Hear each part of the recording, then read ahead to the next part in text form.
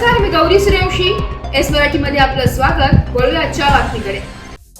महाडदेव उदमी आणि हम्पी सायकल प्रवास. डॉक्टर संजय मापारा आणि गिरीश हडप यांचा 600 किलोमीटरचा प्रवास महाडकरांसाठी एक अभिमानास्पद गोष्ट.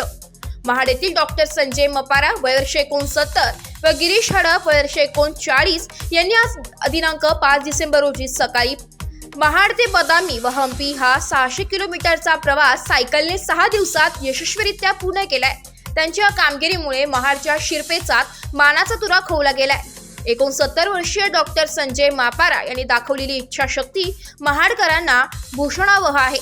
त्यांना साथ देणाऱ्या गिरीश हडप हे डिफ्लॉन ते महाड MIDC या कंपनीमध्ये कर्मचारी आहे. या दोघांवर अभिनंदनाचा वर्षा होऊ लागलाय. सुमारे 6 दिवसांपूर्वी 29 नोव्हेंबर 2024 रोजी या दोघांनी प्रवास सुरू केल्याची माहिती या दोघांच्या कुटुंबियांकडून दिली होती.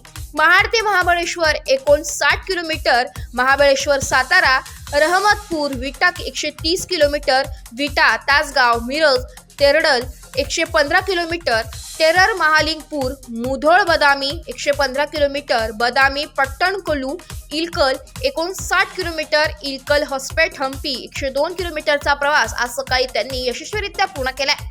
आज हम्पी शहरामध्ये फिरून उद्या पुणे मार्गे रेल्वेने ते महाडला परत येणार असल्याचं त्यांच्या कुटुंबियांकडून सांगण्यात आलंय.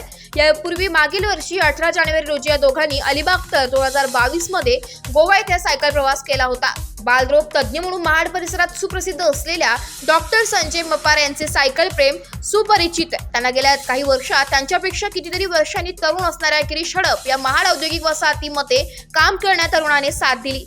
मापारा यांनी 70व्या वर्षी दाखवलेली इच्छाशक्ती व धैर्य आजच्या तरुण पिढीसाठी प्रेरणादायी आहे. या दोन महाडकर नागरिकांनी नवा अध्याय दिलाय असल्याची प्रतिक्रिया ज्येष्ठ नागरिक तसेच विविध सामाजिक संस्थांच्या पदाधिकाऱ्यांनी व्यक्त केली आहे. तर पिढीने या दोघांकडून प्रेरणा घेऊन अशा पद्धतीच्या साहसी मोहिमांमध्ये सहभागी व्हावे असे अपेक्षा व्यक्त केली जाते.